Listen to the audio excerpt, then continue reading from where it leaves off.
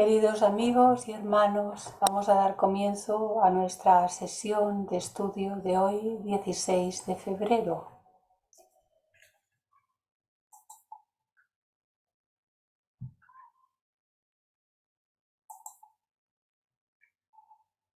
Y, como siempre, tenemos que recordar que según la Ley de Protección de Datos de este país, si no queréis que salga vuestra imagen, podéis cerrar la cámara y de esta manera no saldrá, porque las grabaciones se cuelgan en nuestra página de YouTube, como ya sabéis.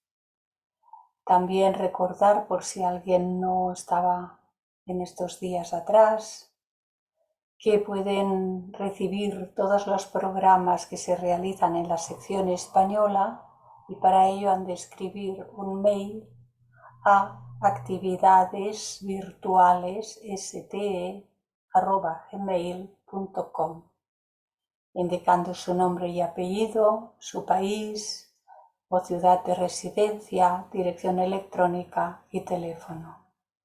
Y los pondrán en el grupo y recibirán todas las actividades de esta sección. Y si alguien no recibe el programa que envío semanalmente y quiere recibirlo, pues puede escribirme a Clarisa Elosegui, la dirección clarisaelo@gmail.com.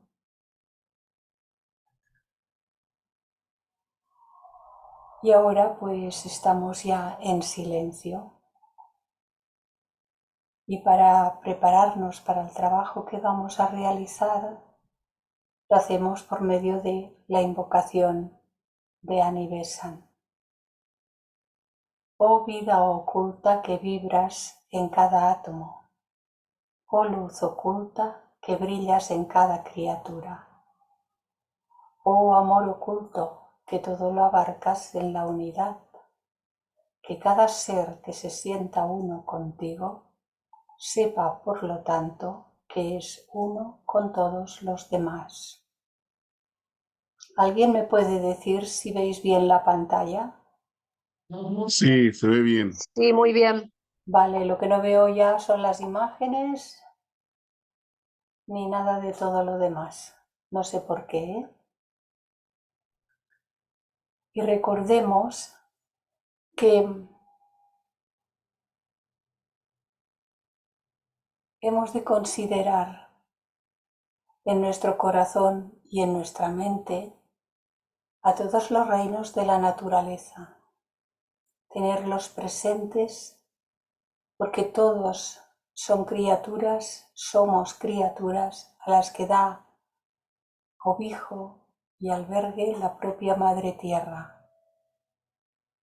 Todos estamos y están en evolución y todos requieren de ese espacio que la vida divina les ha asignado. Recordemos el primero de los objetivos de la propia sociedad teosófica: formar un núcleo de fraternidad universal sin distinción de credo, raza, sexo, casta, color, etc.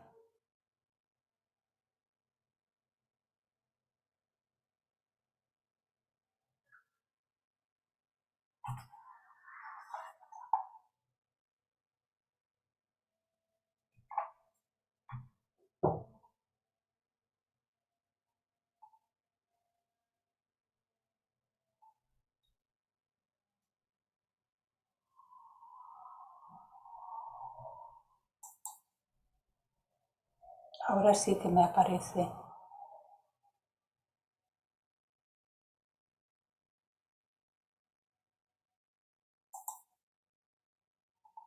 ¿Lo veis entero ahora? No. Sí, pero vemos el lateral Sí, veis el de cada lateral. de las páginas Bueno, también. vale. Es que antes cuando lo he puesto en modo presentación se lo ha comido todo. Vale. Sí. Ahora lo veo como siempre. Sí, Ahora sí. Ahora sí. Ahora se Vale. ve bien. Vale, gracias. Nos dice Anibesan, siguiendo con lo que nos explicaba el jueves pasado, que nuestro conocimiento de lo recto y lo equivocado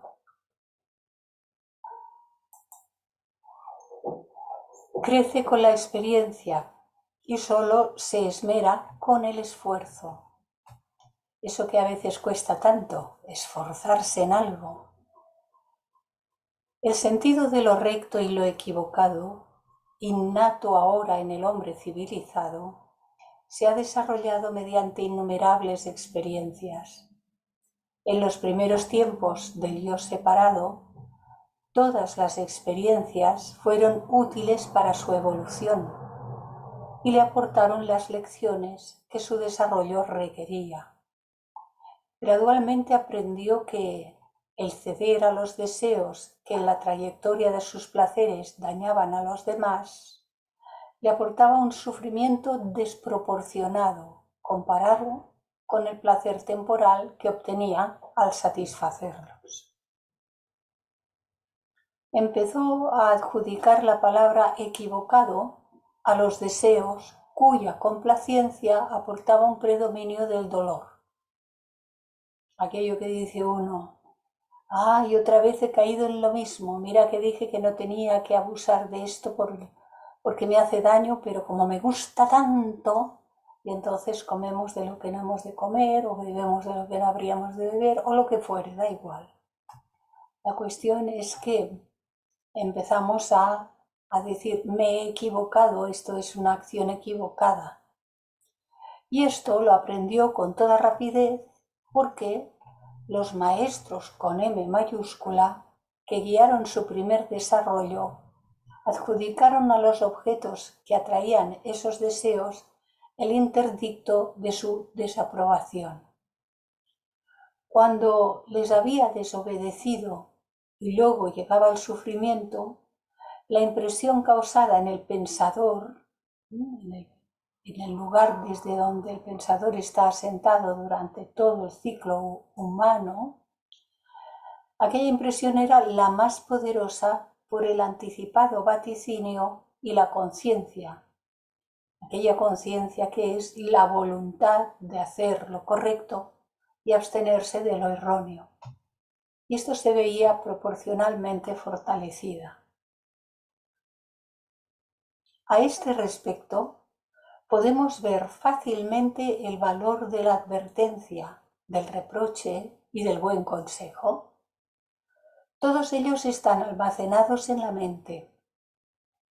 La advertencia se graba. Nos han advertido de muchas cosas desde nuestra infancia, de los reproches, porque has hecho esto, si ya sabes qué, etc. Y del buen consejo, si ya sabes que esto no va bien, no lo hagas, no repitas. Todos ellos están almacenados en la mente y son fuerzas añadidas a los recuerdos acumulados que se oponen a la satisfacción del deseo equivocado. Desde la propia mente, aquí. Concedido que la persona prevenida pueda ceder de nuevo cuando le asalta la tentación y no tenga suficiente fuerza para rechazar esa tentación. Y eso solo significa que la balanza de las fuerzas todavía se inclina del lado del deseo equivocado. Tiene más fuerza ese deseo, aunque sabemos que es equivocado, que aquello de orden más positivo que nos advierte del sufrimiento que nos va a llegar, porque lo conocemos, lo hemos pasado ya y lo recordamos. Cuando el sufrimiento vaticinado llegue, la mente hará que vuelvan todos los recuerdos de las advertencias y de los reproches. ¡Ay, si ya lo sabía, si ya me lo recordaban, si ya tal! Y cincelará en lo más profundo de su substancia la decisión. Este deseo es erróneo y cada vez le dará más fuerza.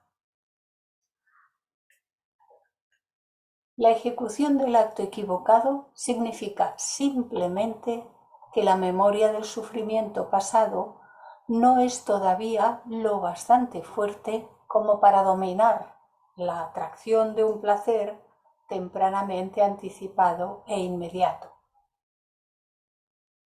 Es que esto está tan rico. Bueno, el dolor, a lo mejor lo tendré o a lo mejor no lo tendré. Aún somos así de inocentones. La lección necesita repetirse todavía unas cuantas veces más para reforzar la memoria del pasado. Y cuando eso está hecho, la victoria es segura. El sufrimiento es un elemento necesario para el desarrollo del alma y tiene la promesa de ese crecimiento interno. En todas partes, si miramos correctamente, el bien está medrando. No hay lugar para el mal sin esperanza. Si miramos correctamente, el bien está creciendo. Y cuando miramos el mundo y echamos una mirada al mundo tal como está, ocurre una cosa que tenemos de considerar, que tenemos de tener en cuenta para no dejarnos engañar por lo aparente. El mal es muy ruidoso. El mal se publicita en todas partes. Es tan ruidoso y está tan repetidamente en todos los diarios, telediarios, etcétera, etcétera, que parece que solamente haya mal y muy pocas veces aparecen noticias que son de carácter más bonanza, benéficos, etcétera. Pero nos engañaríamos. Hay mucho bien, hay mucha gente haciendo el bien, pero el bien es silencioso, no hace ruido y tampoco vende. Así que no nos engañemos, hay hoy más bien que mal. Esta lucha se expresa en la triste exclamación de Pablo: lo que quisiera hacer, no lo hago. Lo que no quisiera, eso hago. Cuando quisiera obrar bien, el mal está presente en mí. Obrar mal cuando el deseo es hacer lo contrario, se hace por el hábito del pasado. La débil voluntad, todavía débil voluntad, está subyugada por el fuerte deseo, tan repetidamente en el pasado. Ahora bien, el pensador, nosotros, el yo de cada uno, en su conflicto con la naturaleza del deseo, descansa aquí, en el cuerpo astral cámico, llama en su ayuda a esa misma naturaleza y se esfuerza por despertar en ella, aquí, el pensador se esfuerza por despertar en esa naturaleza de deseo, un deseo que será opuesto a los deseos con los que él está librando una guerra. Igual que la atracción de un imán deficiente puede ser neutralizado por uno de más potente, así, un deseo puede fortalecerse por la rendición de otro. Puede incitarse un deseo bueno para combatir a otro malo. De aquí el valor de un ideal. Y esto es importantísimo. Puede incitarse y hacerse crecer un deseo bueno para combatir a otro malo. No se puede combatir de frente. No se puede pelear uno con los malos pensamientos, con los malos deseos, etcétera, etcétera.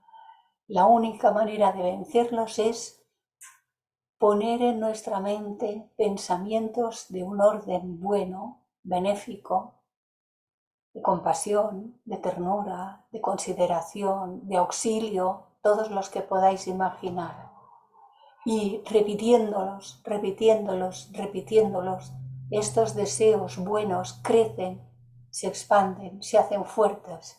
Y aquellos otros, por falta de alimentación, se debilitan hasta que desaparecen. Ya no pueden más, no tienen mayor poder sobre nosotros. nos lleva precisamente a lo que acaba de mencionar.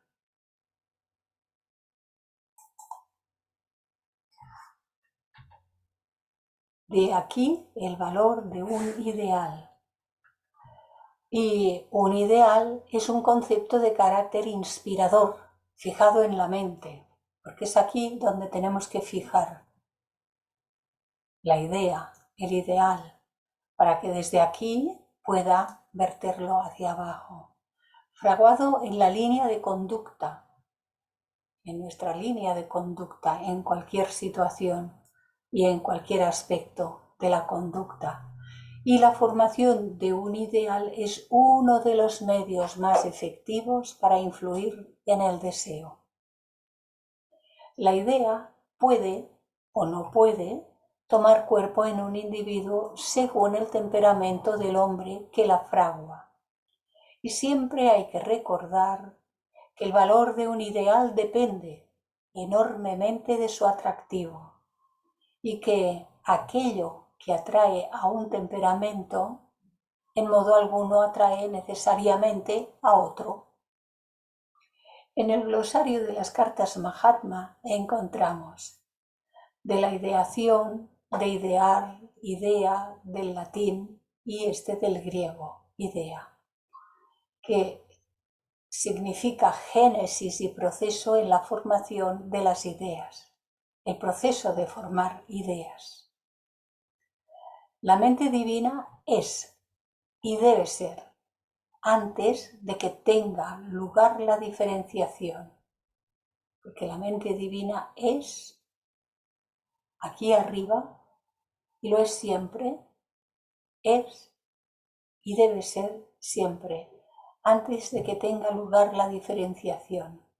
Se le llama ideación divina, la cual es eterna en su potencialidad, aquí arriba es eterna en su potencialidad, y es periódica en su potencia cuando se convierte en Mahat, cuando se manifiesta en el primer plano y se convierte en Mahat. Pero es periódica porque toda la manifestación es periódica. Aparece un Manvantara, tiene su proceso y luego desaparece y se sume en lo que se llama usualmente Pralaya.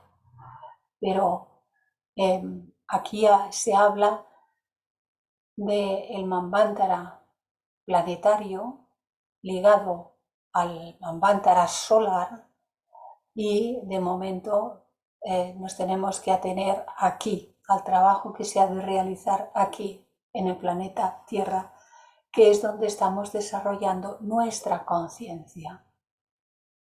Así que cuando se convierte en Mahat, Anima Mundi, porque también es otra forma de nombrarla, o alma universal, que es otra forma de nombrarla. Pero recuerden que cualquiera que sea el nombre que le den, cada uno de estos conceptos tiene sus aspectos más metafísicos, más sutiles, más elevados, más materiales, los más densos que vemos aquí abajo, y también intermedios, porque aquí es donde se establece el puente entre lo divino y lo humano. Y esto está en los Mahatmas Letters, las cartas de los Mahatmas. Un ideal abstracto, un ideal aquí arriba y un ideal personal en el cuaternario son igualmente buenos, considerados desde un punto de vista general, y debería elegirse cuál tiene la influencia más atrayente mediante una decisión individual. Una persona de temperamento intelectual normalmente encontrará el ideal abstracto más satisfactorio, relacionado con todos aquellos asuntos con los que se trabaja con la parte de nuestra mente que denominamos abstracta, mientras que un temperamento emocional exigirá una personificación concreta de su pensamiento, y esto lo elaborará con aquella parte de la mente que denominamos mente concreta. La desventaja del ideal abstracto es que es capaz de fracasar al exigir inspiración. Porque si uno pretende tener ideales de carácter abstracto, en muchas ocasiones el desarrollo que tiene todavía no es lo suficiente como para que pueda alcanzar el desarrollo de ese ideal. La desventaja de la personificación concreta es que esta personificación es factible de fracasar por debajo del ideal, porque entonces sabemos que la parte de nuestra mente que denominamos concreta, recordad que no hay más que un manas, no hay dos, pero hay una parte que durante la encarnación hace de puente y se tiene que relacionar con todo lo que queda por debajo de ella, que no es otra cosa que todo el cuaternario inferior, la personalidad.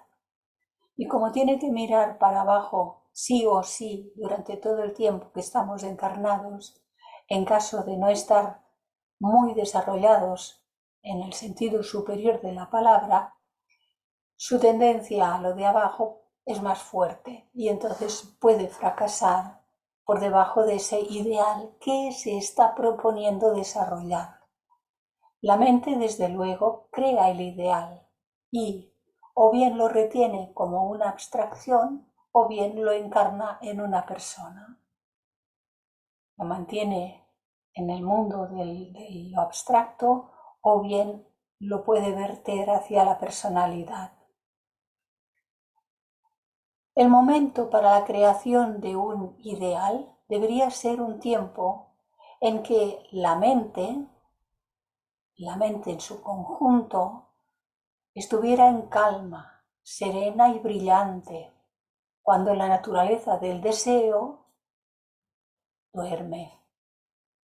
Entonces el pensador, situado aquí, debería tener en cuenta el propósito de su vida, esas reflexiones más profundas que en ocasiones somos capaces de hacer.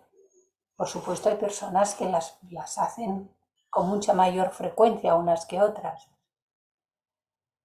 Así que debería tener en cuenta el propósito de su vida, la meta a la que aspira. Y con esto, para guiar su elección, debería seleccionar las cualidades necesarias para capacitarle y alcanzar esa meta. Estas cualidades deberían combinarse en un solo concepto, imaginando tan fuertemente como pudiera esta integración de las cualidades que necesita. Diariamente debería repetir este proceso integrador hasta que su ideal quede claramente establecido en la mente. Dotado con toda la belleza del pensamiento elevado y noble carácter, un perfil de una atracción obligada por su propia naturaleza. El hombre de naturaleza intelectual guardará este ideal como puro concepto. El hombre de naturaleza emocional lo encarnará en una persona como el Buda, el Cristo, Sri Krishna o algún otro instructor divino, porque requiere de una imagen. No puede funcionar de una manera tan abstracta como sin imágenes. De ahí que muchas personas requieran de cualquier imagen, estas u otras, para comenzar sus meditaciones. En este último caso, el de usar de estas imágenes, si es posible, estudiará su vida, sus enseñanzas, sus actos, y de este modo el ideal llegará a avivarse cada vez con más fuerza y cada vez será más real para el pensador, para el ser, el yo, el ser que somos, que nosotros mismos. El amor intenso florecerá en el corazón por este ideal encarnado y el deseo extenderá los brazos para alcanzarlo. Así que el deseo de aquí en lugar de ser hecho con las partículas más bajas, estará hecho con las partículas más elevadas de este cuerpo astral cámico y se orientará hacia arriba, hacia alcanzar el ideal elevado. Y cuando le asalta la tentación y los bajos deseos, aquellos que todavía pueden estar con cierta fuerza resonando, claman estos bajos deseos por satisfacerse, entonces el poder de atracción del ideal se impone. El deseo más elevado aquí combate al más bajo. El deseo más elevado combate al más bajo. Este se fortalece y este acaba por morir por falta de alimento, por falta de energía. Y el pensador se encuentra reforzado por el recto deseo.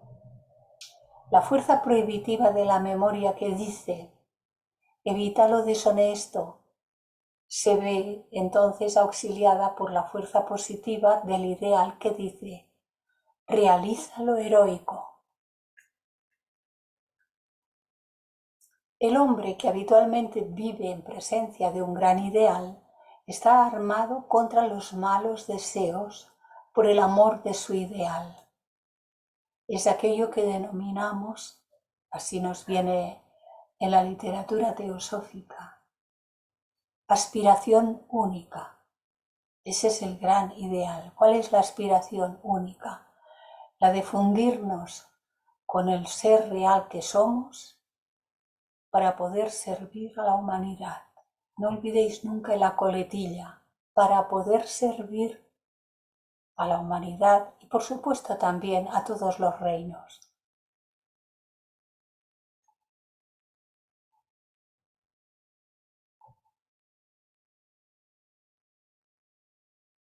El hombre que habitualmente vive en presencia de un gran ideal está armado contra los malos deseos por el amor de su ideal, por vergüenza de ser deshonesto en su presencia, por el anhelo de parecerse a aquello con mayúscula que adora y también por la trayectoria general de su mente, siguiendo las líneas del noble pensar.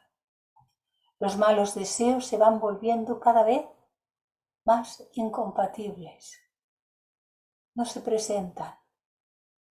Parece de modo natural, perecen de modo natural, incapaces de respirar en ese aire puro y transparente, que es una forma poética de decir que proviene de lo elevado y se derrama sobre la personalidad.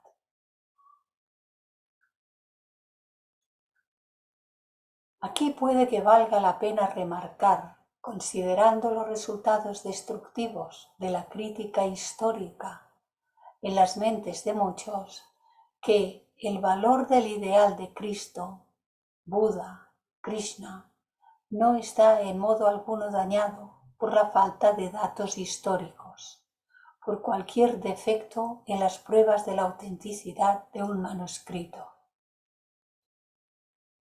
Muchas de las historias que se explican puede que históricamente no sean ciertas o no lo sean del todo, pero éticamente y vitalmente sí son ciertas. Porque han llegado documentos que han sido modificados, muchos que se perdieron, etcétera, etcétera. Porque los datos, por ejemplo, acerca de la fecha del nacimiento de Jesús no sean correctas. Esto no les resta ningún valor al mensaje que se vierte por medio de los evangelios. Incluso los que estén más tocados no han podido ser anulados en todo su significado y contenido.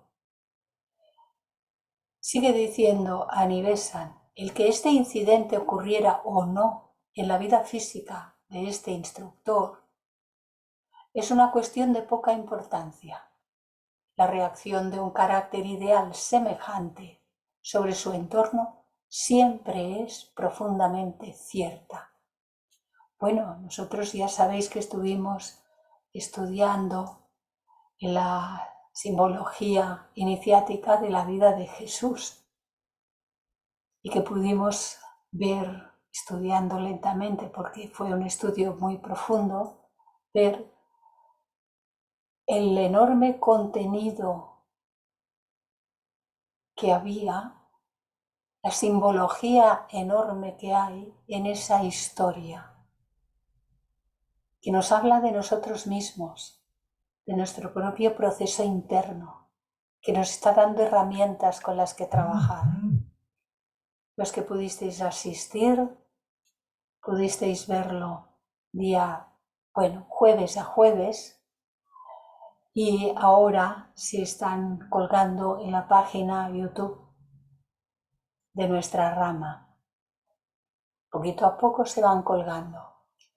Las escrituras del mundo representan realidades espirituales, tanto si los incidentes físicos son o no son históricamente ciertos. De modo que el pensamiento puede configurar y dirigir el deseo y puede convertirlo de enemigo en aliado. Cambiando la dirección del deseo, éste se convierte en una fuerza ascendente.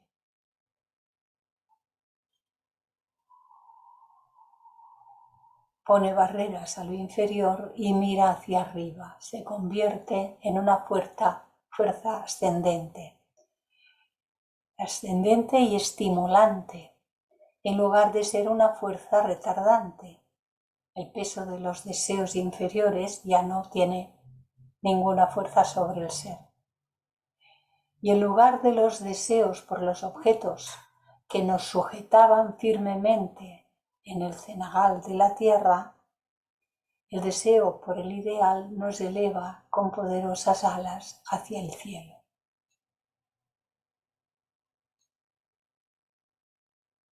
Nos habla Nibbesana ahora de la purificación del deseo. Nos da más con qué poder meditar, reflexionar. Recordad que estas lecturas no deben ser como el que lee una novela, sino que deben ser lecturas reflexivo-meditativas, lentas, despacio, ir con el autor a donde el autor nos lleva. Luego podremos saber si aquello es correcto o si no lo es. Pero entre tanto, debemos de hacer lecturas reflexivo-meditativas para poder profundizar en el contenido. Ya hemos visto, nos dice, cuánto se puede hacer en la purificación del vehículo de deseo y la proyección y el culto del ideal que acaba de describirse es uno de los medios más poderosos para la purificación del deseo. A medida que los buenos deseos son estimulados y alentados, los malos deseos se extinguen gradualmente. Simplemente se extinguen por falta de alimento. El esfuerzo para rechazar todos los malos deseos va acompañado por la firme negativa del pensamiento a no permitirles que se traduzcan en acción. La voluntad empieza por vetar la acción, incluso cuando el deseo clama por la gratificación. El deseo todavía tiene su fuerza y clama por gratificación, pero la voluntad, que es el reflejo de la voluntad divina que se va derramando hasta estos puntos y hasta los más elevados del cuerpo astral kámico, clama por la voluntad, y entonces ya tiene la acción bajo su mando. Y esta negativa a no permitir la acción instigada por el mal deseo despoja gradualmente de todo poder de atracción a los objetos que en otro tiempo le incitaban. Si alguien ha vencido algún deseo que le tenía un poquito atrapado, de la clase que fuera, cuando lo recuerda, dice, tanto tiempo que estuve atrapado con aquello y fíjate, ahora vivo sin todo eso y no me hace ninguna falta. Los objetos de sensación no admiten un morador del cuerpo que se abstenga. Los objetos, las cosas que nos rodean, no admiten un morador del cuerpo que se abstenga, un morador del cuerpo que se abstenga, porque cuando se relaciona por medio de los sentidos con todo lo que le rodea, todavía podría ceder a ello. Y forma parte del proceso de la evolución. Los objetos están ahí, pero están ahí para que tengamos nuestras experiencias por medio de ellos y para que desarrollemos la conciencia por medio de tales experiencias. Los deseos con el tiempo desaparecen, muertos por falta de satisfacción. Y los objetos siguen ahí a nuestro alrededor, pero ya no nos dicen nada. Abstenerse de gratificación es un poderoso medio de purificación. Hay otro medio de purificación en el que se utiliza la fuerza repelente del deseo, como cuando se evocó la fuerza de atracción en la proyección del ideal. Resulta útil en casos extremos en los que los deseos más bajos son alborotadores y rebeldes, cuando esos deseos conducen a los vicios de la glotonería, la bebida, el libertinaje y otros más que no están aquí. Algunas veces un hombre encuentra, cuando dice un hombre consideremos siempre que está hablando de la humanidad, hombres y mujeres. Pero no hace falta que aquí hagamos como la nueva moda, que hemos de citarlos continuamente a ellos y a ellas, porque si no se enfadarán. Algunas veces un hombre encuentra que le es imposible desprenderse de los malos deseos y que a pesar de sus esfuerzos, su mente cede al fuerte impulso de los mismos y las más desastrosas fantasías se amotinan en su cerebro.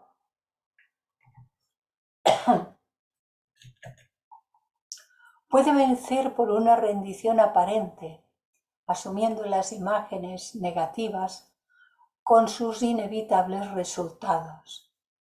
Puede imaginarse a sí mismo cediendo a las tentaciones que le asaltan y hundiéndose cada vez más en las garras del mal que le domina, y la imagen de un cuerpo físico cediendo a cualquier cuestión de vicio. Se observa a sí mismo a medida que se va hundiendo más y más, convirtiéndose en el impotente esclavo de sus pasiones, y es cuando se está actuando desde los subestados más inferiores del astral cámico y los subestados más inferiores de la mente concreta. Con una viva imaginación deduce las etapas de su descenso.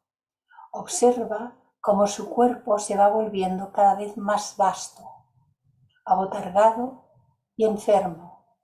Contempla los nervios destrozados, las repugnantes llagas, la horrible descomposición y la ruina del que fue una vez un cuerpo fuerte y sano.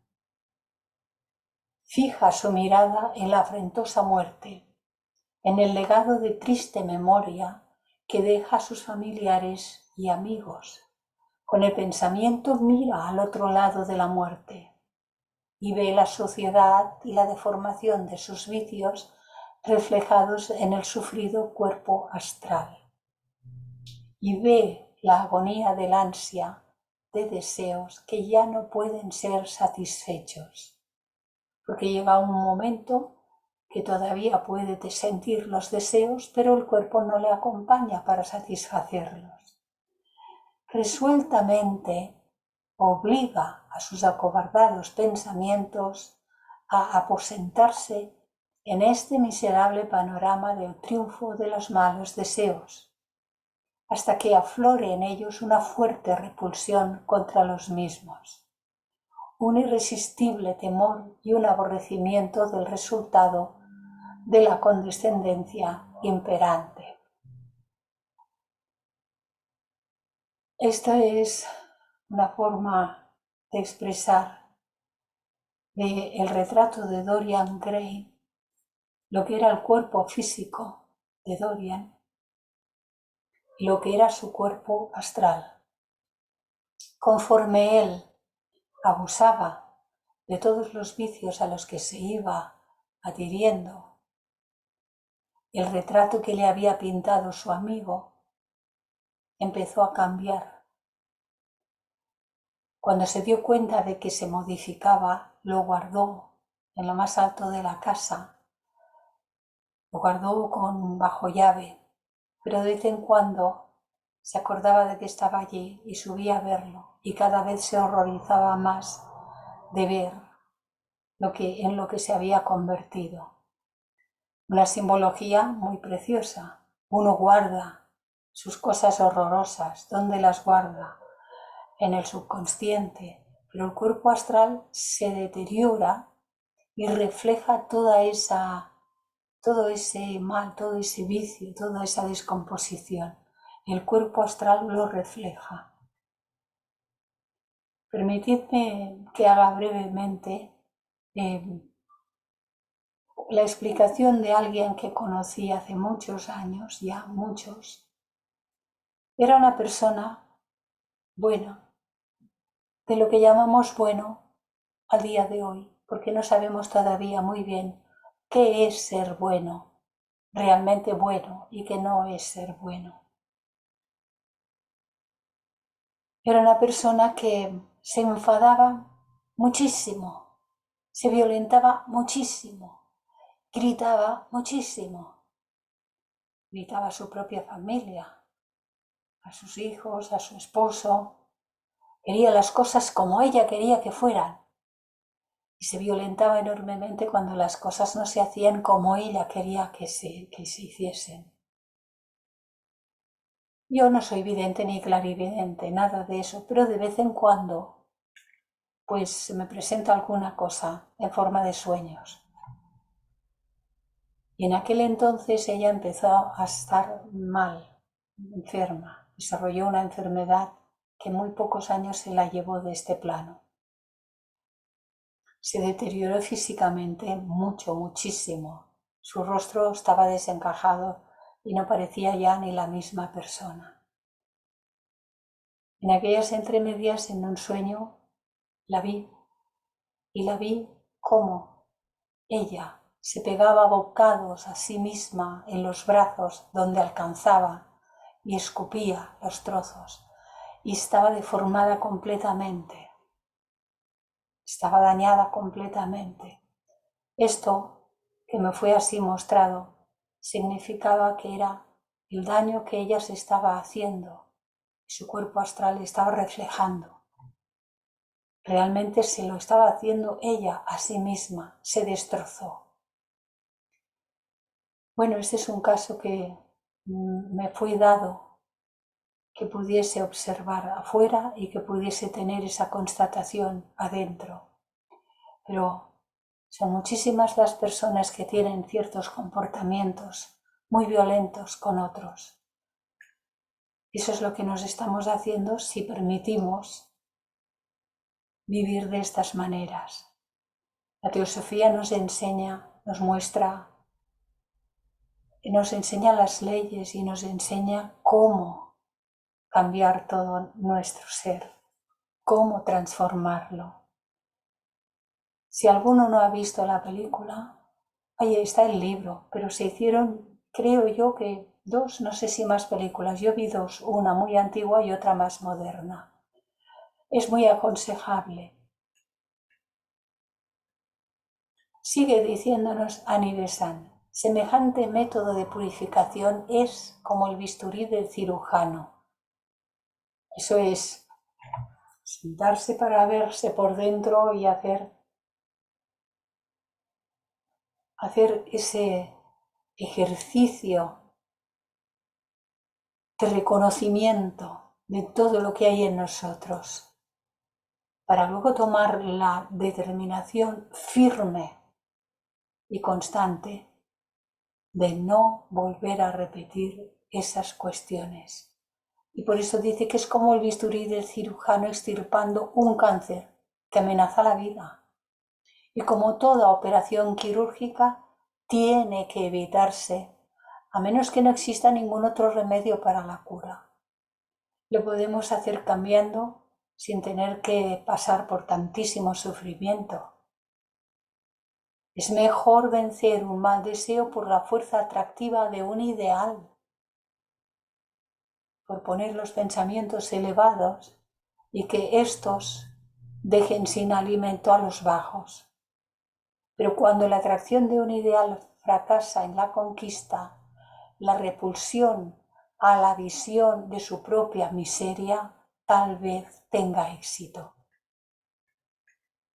También existe un peligro en este último método, puesto que la materia más vasta del vehículo de deseo se incrementa por medio de este morar en el pensamiento con el mal.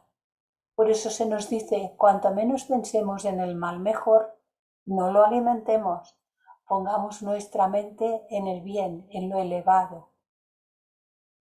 Y por eso la lucha se hace más larga que cuando es posible dirigir la vida con buenos deseos y elevadas aspiraciones.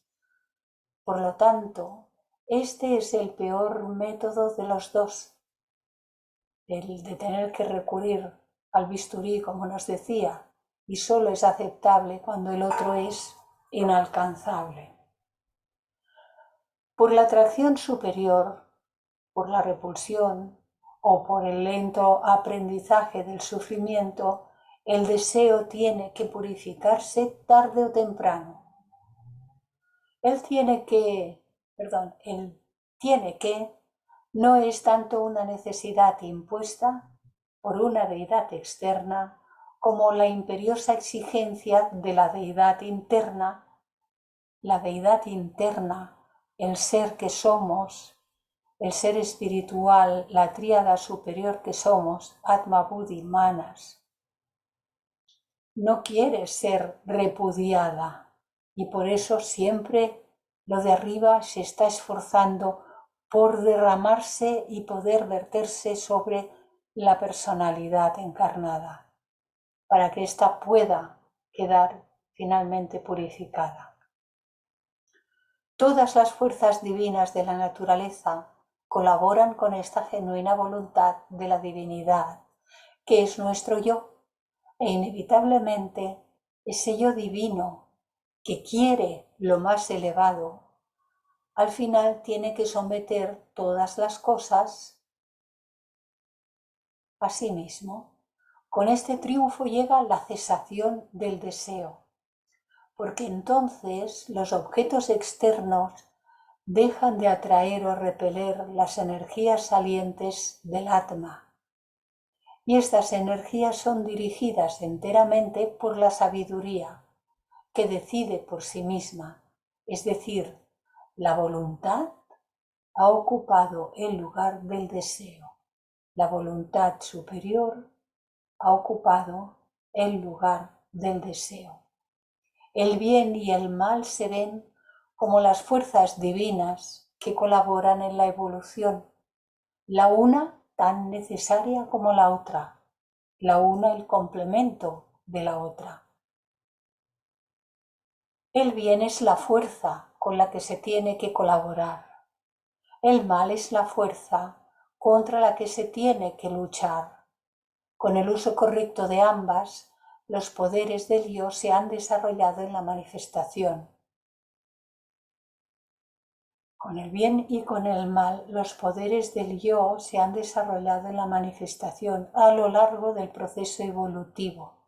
Pero llega un momento en que aquello que nos sirvió para salir de las cavernas y llegar hasta aquí, hasta esta etapa, ahora ya no nos sirve más y lo hemos de transmutar. Cuando el yo con mayúscula ha desarrollado el aspecto sabiduría, contempla lo correcto y lo desagradable. Contempla al santo y al pecador con los mismos ojos. Con los mismos ojos, todo. Con los ojos del amor, de la bondad, de la compasión. Y por esta razón está igualmente dispuesto para ayudar a ambos a tenderse la mano el uno al otro. El deseo que los considera a ambos con atracción y repulsión como elemento de placer, atracción, y elemento de dolor, repulsión, ha terminado entonces. Ese deseo que los considera a ambos ha terminado entonces. Y la voluntad, que es la energía dirigida por la sabiduría, brinda ayuda adecuada para ambos. De ese modo el hombre se alza por encima de la tiranía de los pares de opuestos y mora en la paz eterna. De ese modo el hombre, Atma Buddhi Manas, el hombre con mayúscula, se alza por encima de la tiranía de los pares de opuestos y mora en la paz eterna estando aquí en encarnación. No hay que morirse para esto. Es más, o se alcanza aquí, estando en encarnación, o no se alcanzará en parte alguna.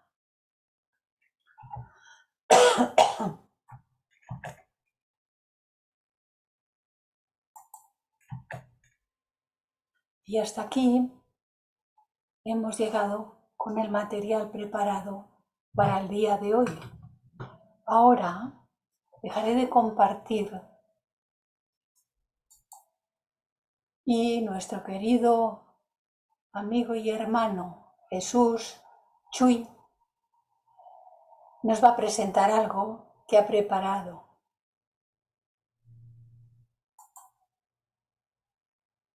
Y muchas gracias, Clarisa, por la oportunidad que me das para poder expresar lo que siento yo por la teosofía y con estos festejos que se vienen en estos días, el día de mañana, el día de ayer, quise poner mi granito de arena, que es pues algo muy sencillo, que es la teosofía, se lo titulé, y dirigido sobre todo a los hermanos que tienen poco tiempo o que no conocen lo que es la teosofía. Yo les solicitaría a todos los hermanos, que lo hagan partícipe a todos, porque esa es la idea de este video, que conozcan y que se enamoren de lo que es la teosofía y empiecen a buscar dentro de esta materia lo que yo sé y lo que me ha traído hacia mí, que son puras cosas buenas. Pero no me has dado facilidad para presentarlo, Sí, Clarisa. sí, ya puedes. No, ahora sí ya, Sí, ¿verdad? Sí. sí.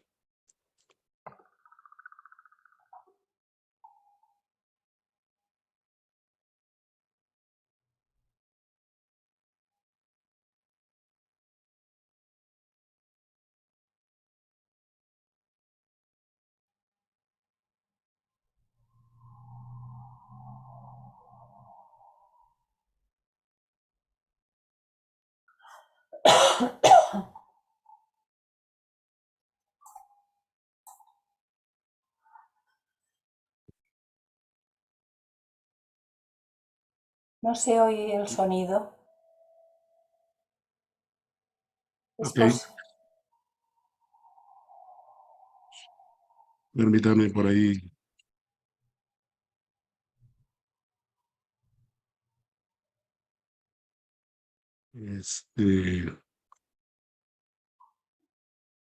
Ay, ay, ay. ¿Qué crees? No, este es otro.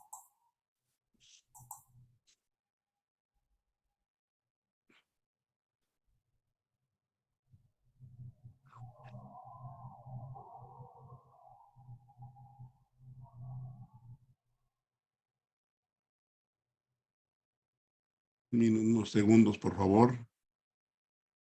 Es la emoción de... Sí, bueno. Yo ya lo he visto y está muy bien, ¿eh? Muy bien, muy bien. Ya que...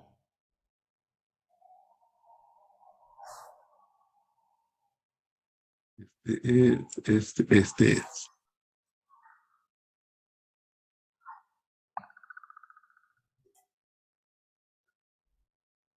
Se me enfrían las ideas, hablando de la idea. ¿Verdad? Ahora sí, a ver, espero que compartir.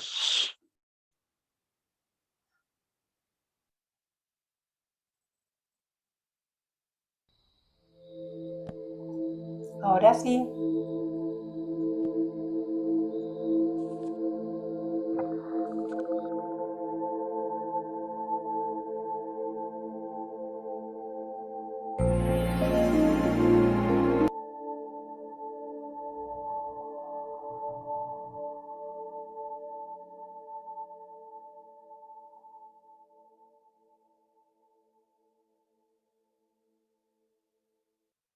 ¿Qué es la teosofía? La palabra teosofía deriva del griego teos, que significa Dios, y sofía, que se traduce como sabiduría.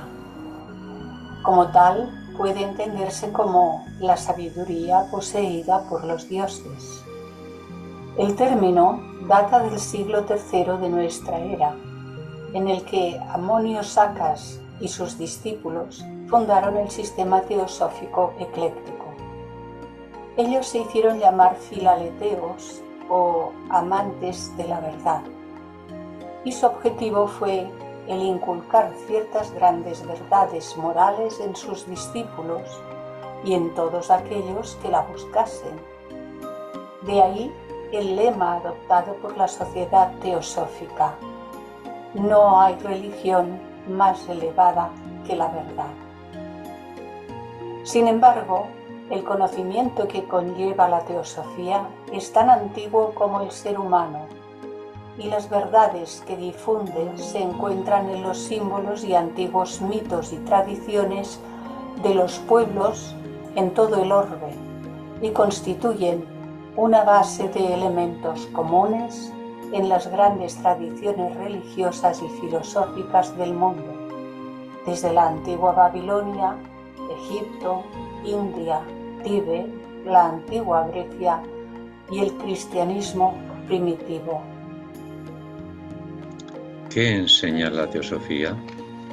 La enseñanza fundamental de la teosofía es la de la unidad de todas las cosas. Esta unidad se fundamenta en su principal propuesta, una realidad absoluta que antecede a todo ser condicionado, eterna, increada, omnipresente, sin límites e inmutable. Periódicamente, en y desde la realidad una surgen universos que evolucionan y se desenvuelven mediante periodos de actividad y reposo.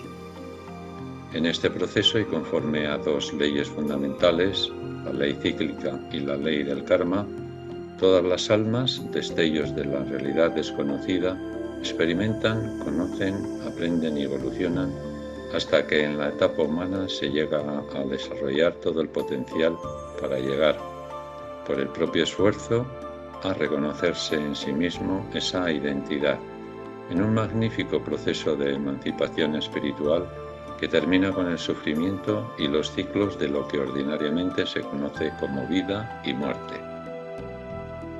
¿Es suficiente el estudio de la teosofía? Como teoría, puede ser estudiada por cualquier ser humano interesado en los temas de los que trata, pero para vivirla debe trascenderse lo intelectual y experimentarse como vivencia. H.P. Blavatsky insiste que la teosofía ayuda al ser humano a unirse con lo real y al conocimiento de la verdadera esencia de su ser.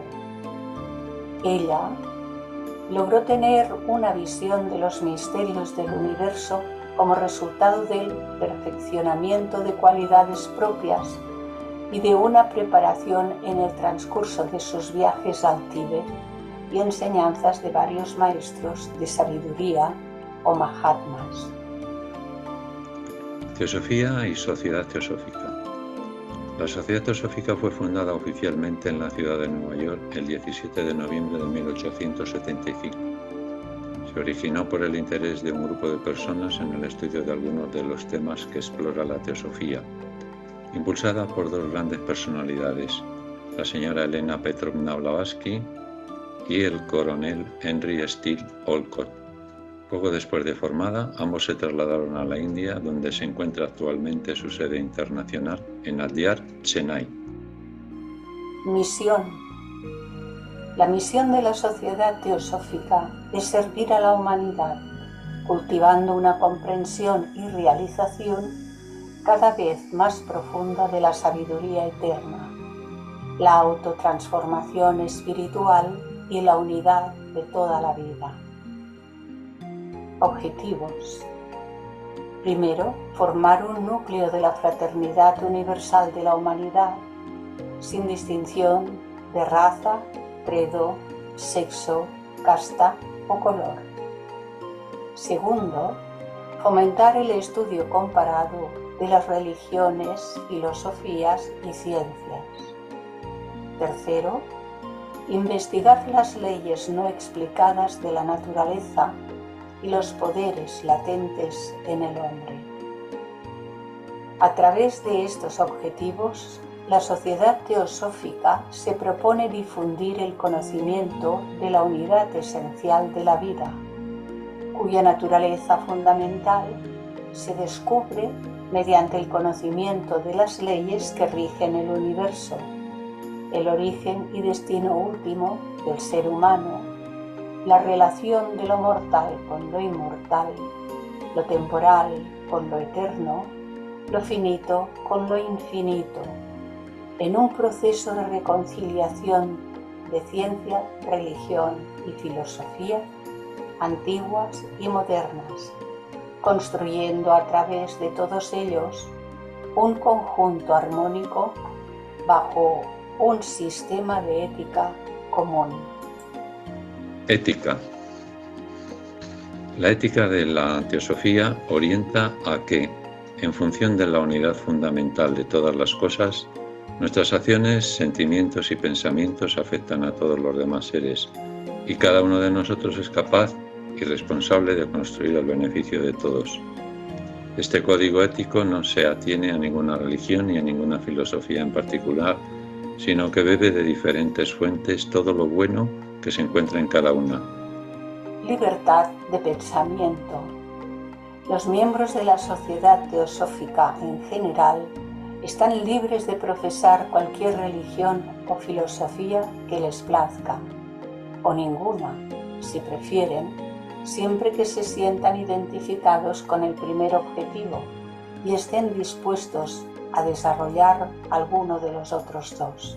La Sociedad Teosófica es un grupo filantrópico y científico para la propagación de la idea de fraternidad sobre líneas prácticas en lugar de teóricas. Los miembros pueden ser cristianos, musulmanes, judíos, parsis, budistas, brahmanes, espiritualistas o materialistas. Esto no importa. Sin embargo, cada miembro debe ser o un filántropo o un estudiante buscador en la literatura aria o de otro tipo, o bien un estudiante de lo psíquico en su aspecto teórico, a fin de llegar al conocimiento de sí mismo. La Federación Teosófica Interamericana, FTI oficial. La FTI forma parte de la Sociedad Teosófica Mundial. Agrupa a las organizaciones teosóficas que funcionan en todo el continente americano y sus islas, y que están reconocidas y autorizadas por la Sociedad Teosófica Mundial con sede en Adyar. Ofrece convenciones, talleres, conferencias y grupos de estudio interactivos en línea, que cubren una gran variedad de temas teosóficos dirigidos a los países de habla hispana. Si desea unirse o recibir más información, visite la página oficial.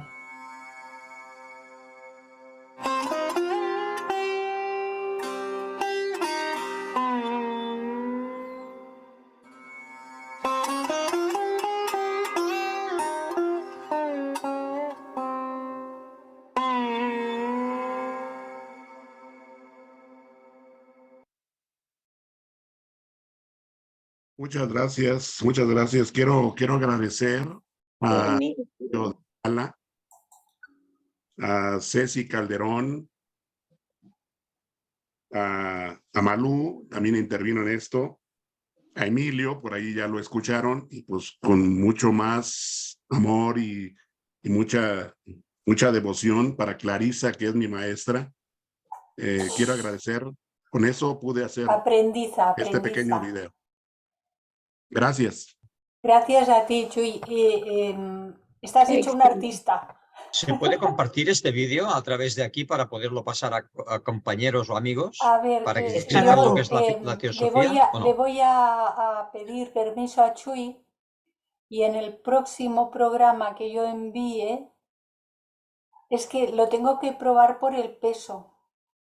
Si me lo admite para enviar adjunto en el programa. Si no me admite enviarlo adjunto, haré lo siguiente: enviármelo a mí por WeTransfer y entonces incluir esa dirección de WeTransfer, que la puede descargar todo el mundo, incluirla con el programa.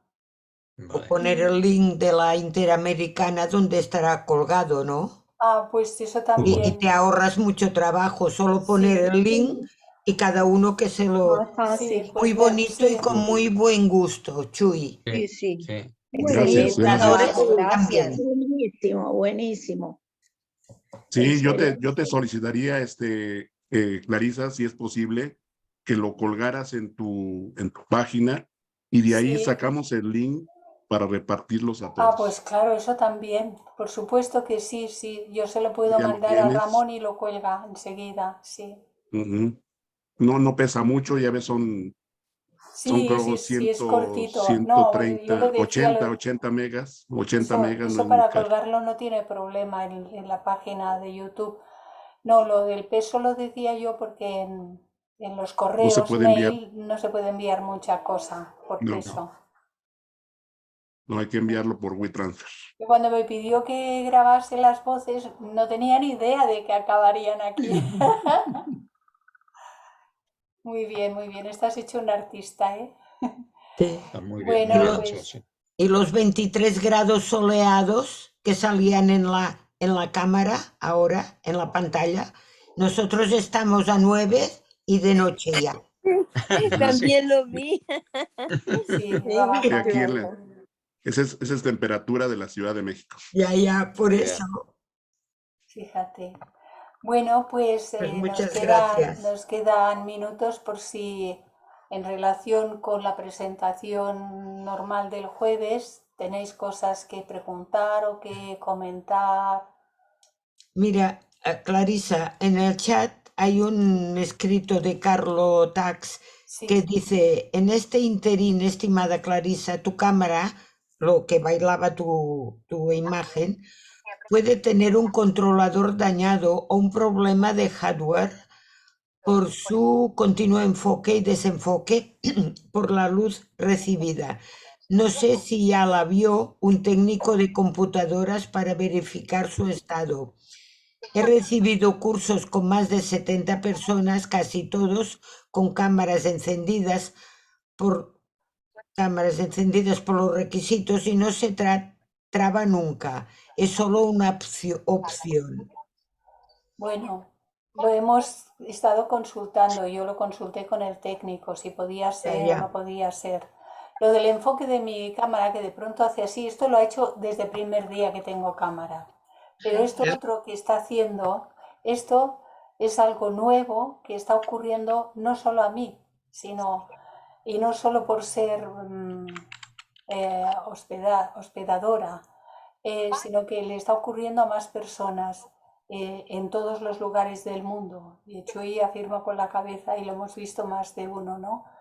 Personas que no eran los hospedadores, que estaban entrando a una conferencia y de pronto se les ponía así. Esto ha empezado a ocurrir desde hace poco, relativamente poco, yo que sé, un par de meses quizás, o Menos. O menos. Están haciendo cambios, Zoom, es Zoom el que tiene la cosa que está haciendo muchos cambios y hasta que lo regule, suponemos que hasta que lo regule, pues no se podrá afinar la imagen. Yo sí, lo primero que hice fue consultar con el técnico que me auxilia cuando necesito auxilio. Le digo, Miguel, que necesito ayuda. Pero me dijo, no tiene que ver con tu cámara. ¿Nadie tiene comentarios acerca de lo expuesto esta tarde? Hoy tienes el micro cerrado. Digo que sí, que estoy revisando a ver si ha quedado alguna pregunta colgada, Ah, vale. pero no. Son agradecimientos por el vídeo. Muy bien. Bueno, nada, si os ha quedado todo claro lo de los deseos y cómo vencer los deseos y cómo desarrollar la verdadera voluntad y todo el largo, etcétera. No dándoles de comer. No dándoles de comer. Muy bien, Magda. Has estado Abstinencia atenta. total. Me lo he Permanente y anotado. consistente. Sí, Luz Marina. Y lo otro muy claro, que la tarea hay que hacerla acá en este plano. Sí, Que no espere hacerla en otro lado, es aquí y ahora. el que no lo logra aquí no lo logra en ningún sitio. Eso es real. Chuy, adelante. Y por ahí, por ahí llegó un mensaje de que hay personas que hablan francés, que hablan otros idiomas. Originalmente, por ahí cuando lo vimos en otra versión, me dijeron que por qué no lo pasábamos a inglés. Yo les pediría, si alguien tiene la facilidad del francés o otro idioma, para pasarlo a otros idiomas, con mucho gusto les doy los recursos que yo tengo para que lo puedan hacer, o que me envíen a mí, que se contacten conmigo y les mando el texto para que lo puedan ir hablando así como lo hizo Clarisa. Para grabarlo. Vale. Para otros idiomas. La grabación. Preguntaremos, ¿verdad? Preguntaremos. En inglés es fácil porque hay muchos que dominan inglés. Se está grabando. Sí, todavía se está grabando porque estábamos con el ciclo de la presentación de Chuy y las preguntas si las había. Si no las hay, entonces paro la grabación y bueno, serán los saludos y esas otras cuestiones. No sin antes recordar que mañana, que es el día de Adiar, Chuy, ¿tienes el micro cerrado? Sí, lo que pasa que me entró una llamada de José y me está diciendo de lo de inglés, francés vale, y español que hay en América Latina. Yo pensaba que nos hablabas a nosotros. Cierro la grabación, pero recordemos que mañana, que es el día de Adiar, en el programa os incluí los datos del programa para el día de mañana. La sección española va a hacer esa celebración y ahí en el programa que os envié os lo adjunté. ¿De acuerdo? Pues bueno, si nos vemos mañana, encantados. ¿Vale? Gracias a todos.